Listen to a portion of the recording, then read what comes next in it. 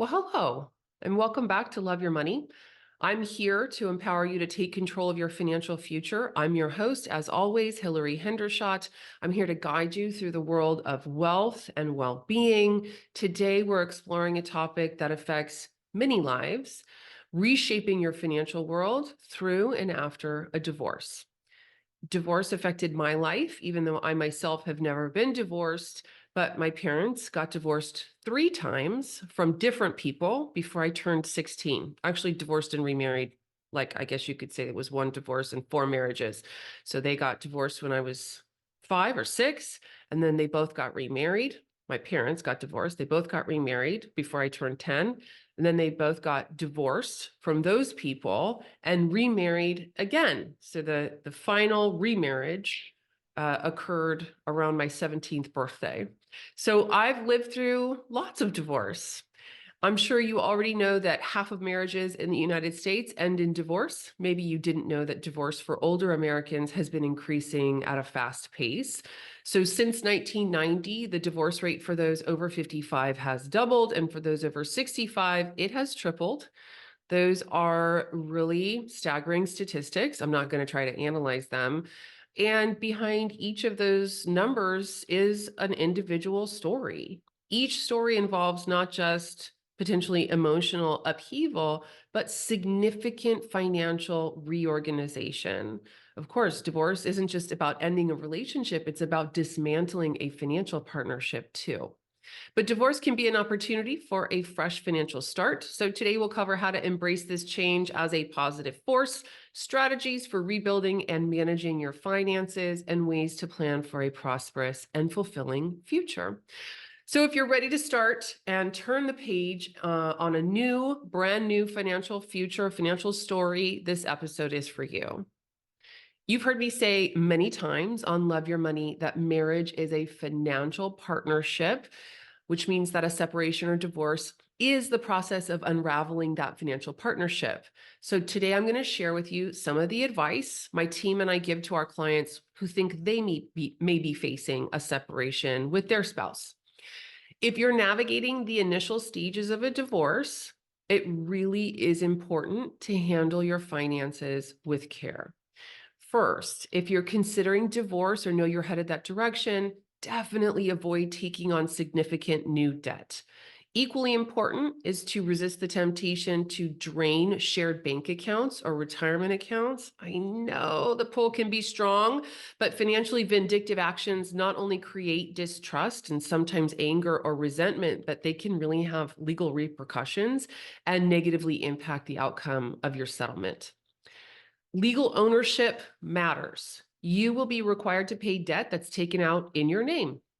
Credit card companies will come after the person whose name the card is in. The same goes for car loans. And of course, if your spouse takes out debt in your name and you don't pay it, it's your credit score that suffers, not always theirs. If the Visa card is in your name and your ex-spouse buys a new set of golf clubs on that card, you will be legally responsible for making that payment. If it's joint, then you're both responsible. Legal ownership will also likely dictate who is legally responsible for payment after you divorce. The more you can be aware of these financial rules and expectations and handle them prudently, the smoother your path really will be in getting through the divorce process and setting the stage for a more secure financial future. Secure and thriving financial future. I mean, really, you can get through this. Let me tell you a story about a client of mine. Let's call her Erica. She and her husband had been separated for about 6 months, working through the financial implications of divorce. So she and her ex are dividing assets, including everything from the family home and savings accounts to investments of company stock and shared debts. For Erica and many like her, the emotional toll really was significant. She was really grieving the end of not only her marriage, but this significant change in her financial life. I mean, you kind of have to split everything. Her spouse was the primary earner, and now she's reassessing what she could actually even afford. Can I even maintain my lifestyle, Hillary? Of course, emotions can and often do heavily influence financial decisions. And in Erica's case, she was feeling really uncertain and stressed. She was concerned that her very strong emotions might influence her judgment during such a critical time. So I wouldn't say Erica's stress went away quickly, but the more empowered she felt during the divorce process, the less uncertainty and anxiety I heard from her during our conversations. So she was making decisions powerfully and was clear about the direction she was heading over time. That's for sure. Honestly, my experiences during those highly stressful, highly anxious periods of time, just try not to make any permanent decisions, right? Get to a place where you have a somewhat level head before you're putting things in the ground that are permanent, putting stakes in the ground that are permanent. One of the most challenging things for Erica was the mediation process and her limited understanding of the financial terms and questions being asked of her. So when you go through divorce proceedings, each state is different. And I have listeners in all 50 states all around the US, but most states will ask you to voluntarily go through a process of mediation. This minimizes legal fees and helps you work together with your spouse to split financial assets. The alternative in most states is to have lawyers represent you. And ultimately, if you just cannot agree, a judge might have to determine the split of your assets. Erica and her soon to be ex went through the process of mediation, and in that process, found that she didn't fully understand the implications of selling the marital home and splitting the investment accounts. So remember, in mediation, you're coming to a mutual agreement. Erica was being asked to make decisions, and she really didn't understand the ins and outs of those choices. Now, if you find yourself in a similar situation, you could consider hiring a CDFA or a certified divorce financial analyst. In fact, I will be interviewing one in next week's episode. CDFAs specialize in the nuts and bolts of the financial side of divorce. Some of the things you might have to navigate in a divorce that are extremely complex include, for example, dividing an annuity or what to do with life insurance, how to value privately held businesses, and calculating equitable alimony and child support. These are all things that a good financial advisor or a CDFA can help with. The CDFA's role is particularly important in divorces involving complex financial portfolios or significant, especially business assets. So, as I mentioned in next week's episode, I'll be interviewing Karen Sparks. She is a JD and a CDFA. We're going to dig deeper into how someone like her can help people going through a separation and when it's advantageous to hire a CDFA. Couples who are divorcing need to achieve an equitable division of assets. Since you can't split a family home in half, and I'm sure you know this, you have to either sell your home or the other spouse has to buy the other one out. Accounts that can be split in half, like savings, brokerage, or retirement accounts, usually are just split in half. Yes, you can split a retirement account in half. You need a court order called a quadro. It's an acronym, QDRO. So if your spouse has a larger IRA or 401k than you, the money can be moved over. Agreeing on alimony and child support is another crucial step. These payments really need to be determined in a way that reflects the financial circumstances of both parties, considering things like income disparity, the length of the marriage, and the needs of the children involved. And all of these decisions might have tax consequences. This is where my team was able to offer a ton of support to Erica. So we came alongside her to ensure she didn't lose the primary residence tax exclusion when the marital home was sold, and that the taxes owed on the sale of company stock would be the same to her as it was to her ex. Yes, the account balances can be split equally, but in some cases, if the assisting or if the counsel, if your financial team advising you doesn't understand the tax consequences, one spouse can end up with really unfair tax advantages over the other one. So Erica needed an experienced advisor to help ensure that the tax liability was also split evenly. These are things she had never even thought of before. So as my conversations with Erica started to shift to planning for life post-divorce, I noticed a change in her willingness to participate, right? The stress and anxiety that she initially came in with was gone. She smiled more. She bought furniture that she herself selected alone for the first time. She picked a house that she walked into and felt like, I belong here. I know my ex would never have bought this house, and I can now pay cash for it. We helped her create a new spending plan. This wasn't just about crunching numbers. It really is about her authoring her life and her priorities as a single person. So her ongoing income sources are her new job and spousal support from her ex. Then we got to work on her cash flow automation. This is a system that's an alternative to budgeting. It works really well to rein in spending and reverse engineer savings. If you'd like to know more about automation, just go check out episode 84 of this podcast, which is called Automate Your Financial Freedom.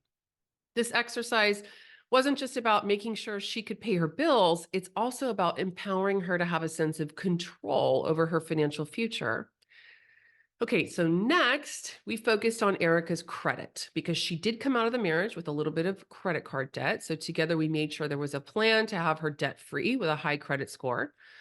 Savings was another area where Erica really needed to feel empowered.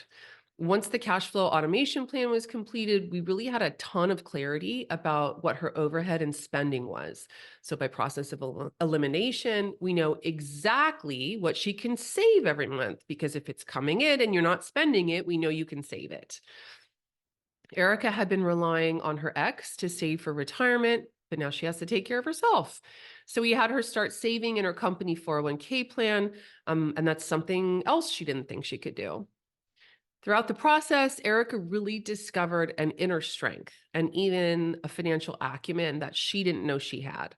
Learning to manage her finances not only provided her with practical skills, but also played a significant role in her emotional recovery. It was empowering for her to see herself not just as a divorcee, but as an independent, financially savvy woman.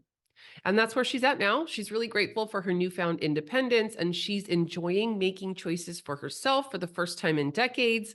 She really does have optimism, and she says she feels like she's entered a phase of life that she's excited about.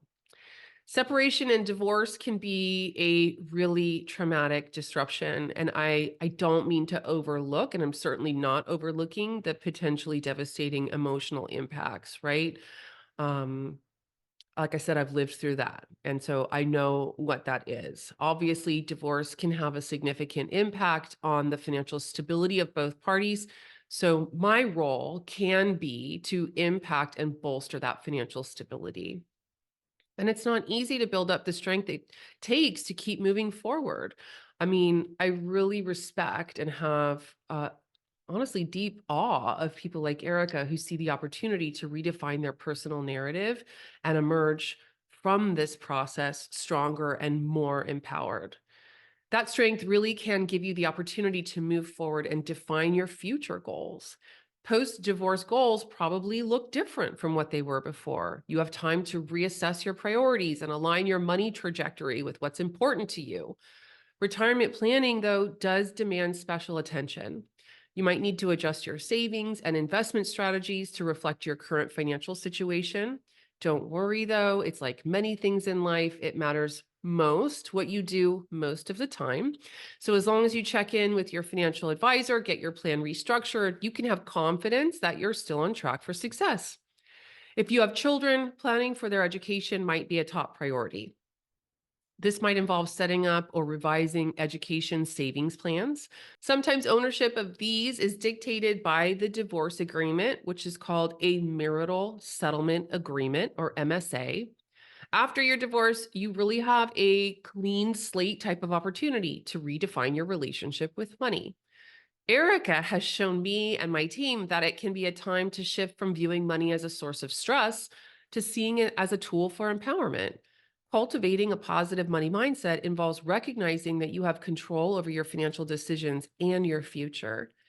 If you take consistent positive actions, I think you'll find that you naturally move from a mindset of scarcity or fear of what's coming to one of potentially abundance, but definitely pride and confidence.